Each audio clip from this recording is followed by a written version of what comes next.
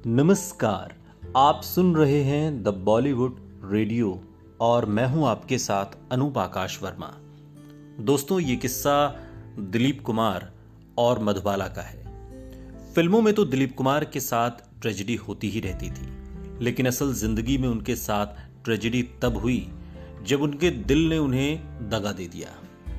दिलीप कुमार और मधुबाला की मोहब्बत की शुरुआत तो एक गुलाब के फूल से हुई थी, लेकिन इस मोहब्बत के फूल में इन दोनों के लिए ढेर सारे कांटे थे। साल 1951 में दिलीप कुमार और मधुबाला ने फिल्म तराना में एक साथ काम किया। उस वक्त दिलीप कुमार को यह खबर नहीं थी कि मधुबाला दिल ही दिल में दिलीप कुमार से इश्क करने लगी हैं। फिल्म तराना की शूटिंग के दौरान मधुबाला ने अपनी करीबी मेकअप आर्टिस्ट के हाथों दिलीप कुमार को एक खत भेजा। खत के साथ एक लाल गुलाब भी था। उर्दू में लिखे हुए इस खत में मधुबाला ने लिखा था, अगर आप मुझे चाहते हैं तो ये गुलाब कबूल फरमाइए, वरना इसे वापस कर दीजिए। मधुबाला की मोहब्बत की इस निशानी को दिलीप कुमार ने खुशी खुशी कबूल कर लिया और फिर फिल्म तराना के सेट पर ही दिलीप कुमार और मधुबाला की असली लव स्टोरी भी परवान चढ़ने लगी। मधुबाला की कमाई से ही पूरे घर का खर्च चलता था, इसलिए उनके पिता नहीं चाहते थे कि मधुबाला किसी भी अफेयर में पड़ें। लेकिन एक दूसरे के इश्क में गिरफ्तार दिलीप कुमार और मधुबाला मिलने का कोई ना कोई तरीका तो ढूंढ ही लेते थे। मुगले आजम की शूटिंग के दौरान जब दिलीप कुमार की शूटिंग नहीं भी होती थी, उन दिनों भी वो मधुबाला से मिलने फिल्म के सेट पर पहुंच जाते थे और चुपचाप खड़े होकर मधुबाला को शूटिंग करते हुए देखते थे। जुबान जरूर खामोश रहती थी, लेकिन सारी बातें आंखों ही आंखों में हो जाती थी। मुगले आजम वो फिल्म जो इतिहास में सबसे ऊंचे पायदान पर है। ये फिल्म दिलीप कुमार और मधुबाला की असली लव स्टोरी और इस लव स्टोरी में आए आंधी और तूफान के गवाह रही है। मुगले आजम को बनने में तकरीबन 10 साल का लंबा वक्त लगा और इस फिल्म के दौरान दिलीप कुमार और मधुबाला की प्रेम कहानी शुरू भी हुई, परवान भी चढ़ी और शूटिंग खत्म होते होते ये कहानी खत्म हो गई। जब मुगले आजम की शुरुआत हुई तो अनारकली के रोल के लिए इंडस्ट्री की कई अभिनेत्रियों समेत अनगिनत नए चेहरों का स्क्रीन टेस्ट लिया गया, लेकिन आखिरकार इस रोल के लिए मधुबाला को ही चुना गया। फिल्म पत्रकार बनी रुबेन द्वारा लिखित एक किताब है Dilip Kumar star legend of Indian cinema, और इस किताब के मुताबिक मुगले आजम में मधुबाला की एंट्री को लेकर बहुत कुछ लिखा जा चुका है, लेकिन हकीकत सिर्फ यही है कि मधुबाला अनारकली बनी क्योंकि शहजादे सलीम दिलीप कुमार चाहते थे कि वो अनारकली बने। मोहब्बत परवान चढ़ रही थी। दिलीप कुमार ने जल्द ही अपनी सबसे बड़ी बहन सकीना को शादी का पैगाम लेकर मधुबाला के घर भेजा। उन्होंने कहा कि अगर मधुबाला के पिता तैयार हों तो वो 7 दिन बाद मधुबाला से निकाह कर लेंगे, लेकिन अताउल्ला खान ने इस रिश्ते से साफ इनकार कर दिया। पिता और दिलीप साहब वो दो लोग जिन्हें मधुबाला जिंदगी में सबसे ज्यादा प्यार करती थीं, लेकिन दोनों में से एक चुनना उनके लिए नामुमकिन सा हो गया। इसी कश्मकश में दिन तो बीतते रहे, लेकिन उनके रिश्ते के धागों पर खिंचाव बढ़ता गया और फिर 1956 में वो तूफान आया जिससे शायद ये रिश्ता कभी उभर ही नहीं सका। फिल्म ढाके की मलमल की शूटिंग के दौरान दिलीप कुमार ने अभिनेता ओम प्रकाश के सामने मधुबाला से कहा वो आज ही उन्हें अपने साथ ले जाकर उनसे शादी करना चाहते हैं। दिलीप साहब ने यह भी कहा कि उनके घर पर एक काजी मौजूद है और शादी की तैयारियां हो गई हैं और वो चाहते हैं कि मधुबाला फौरन उनके साथ चलें। लेकिन इसके साथ ही दिलीप साहब ने अपनी मोहब्बत मधुबाला के सामने एक शर्त रख दी। शर्त यह थी कि उनसे शादी के बाद मधुबाला को अपने पिता से सारे रिश्ते तोड़ने होंगे। ये शर्त सुनकर मधुबाला खामोश हो गईं। उनके होठों से एक लफ्ज भी नहीं निकला। उनकी खामोशी देखकर दिलीप कुमार बोले, क्या इसका मतलब यह है कि तुम मुझसे शादी नहीं करना चाहती?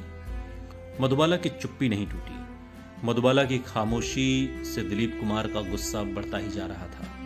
वो फिर बोले, अगर आज मैं आज यहां से अकेले गया तो फिर कभी लौट कर तुम्हारे पास नहीं आऊंगा। मधुबाला चुप रही और उनकी आंखों के सामने दिलीप कुमार उठे और उठकर वहां से चले गए। न सिर्फ उस कमरे से बल्कि मधुबाला की जिंदगी से भी चले गए, हमेशा हमेशा के लिए। दिलीप साहब मधुबाला की जिंदगी से तो चले गए, लेकिन ये दोनों अब भी कुछ फिल्मों में साथ काम कर रहे थे। मुगल-ए-आजम की शूटिंग अभी पूरी नहीं हुई थी और बी.आर. चोपड़ा की नया दौर की आउटडोर शूटिंग का वक्त भी आ चुका था। नया दौर की हीरोइन मधुबाला थी। फिल्म की 40 दिन की शूटिंग भोपाल में होनी थी, लेकिन मधुबाला के पिता अताउल्लाह खान ने उन्हें भोपाल भेजने से साफ इनकार कर दिया। इसकी वजह मधुबाला की खराब हो रही सेहत और साथ ही दिलीप कुमार भी थे। बी.आर. चोपड़ा ने बहुत समझाया, लेकिन अताउल्लाह खान नहीं माने।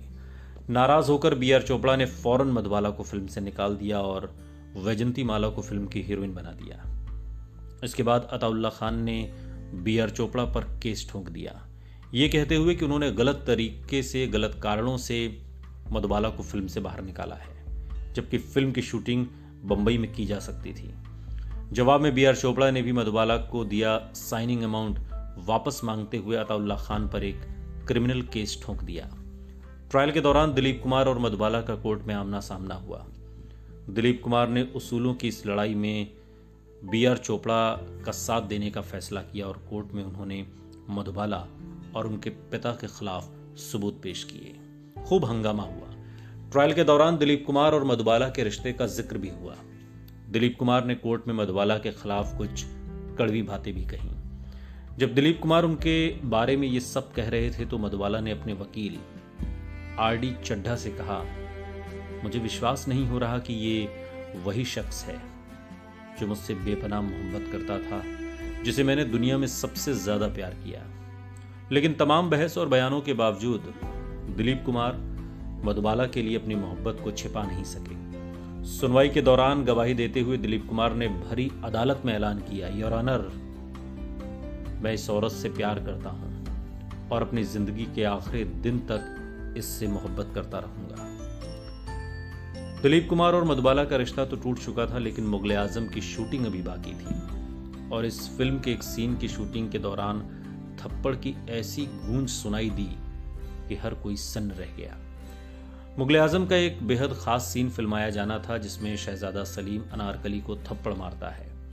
इन दिनों दिलीप साहब और मधुबाला के बीच बिल्कुल बातचीत नहीं होती थी, लेकिन इस सीन के दौरान मोहब्बत और रुसवाई के दबे हुए सारे जज्बात उभर आए और सीन के दौरान दिलीप कुमार मधुबाला के गाल पर पूरी ताकत से झन्नाटेदार थप्पड़ रसीद करते हैं। 1966 में मधुबाला बुरी तरह बीमार पड़ी तो उन्होंने दिलीप साहब को मिलने के लिए बुलाया और इस मुलाकात का जिक्र करते हुए दिलीप साहब कहते हैं, वो मरना नहीं चाहती थी। मुझे बहुत अफसोस हुआ जब उन्होंने मुझसे पूछा कि अगर वो ठीक हो जाएंगी तो क्या मैं उनके साथ फिर से फिल्म में काम करूंगा। मैंने उनसे कहा, तुम जरूर ठीक हो जाओगी, तुम ठीक ही हो। मैंने उनको यकीन दिलाया और वादा किया कि हाँ, मैं तुम्हारे साथ फिल्म करूंगा, लेकिन ये वादा कभी पूरा नहीं हो सका। जिस वक्त मधुबाला की मौत हुई उस वक्त दिलीप कुमार मद्रास में फिल्म गोपी की शूटिंग कर रहे थे। शाम को जब तक वो वापस लौटे बंबई, तब तक मधुबाला को सुपुर्द खाक किया जा चुका था। वो उनकी आखिरी झलक तक नहीं दे सके और वो सीधे कब्रिस्तान गए। बहुत देर तक मधुबाला की कब्र के पास खड़े रहे और एकटक देखते रहे। सुनते रहिए द बॉलीवुड रेडियो, सुनता है सारा इंडिया।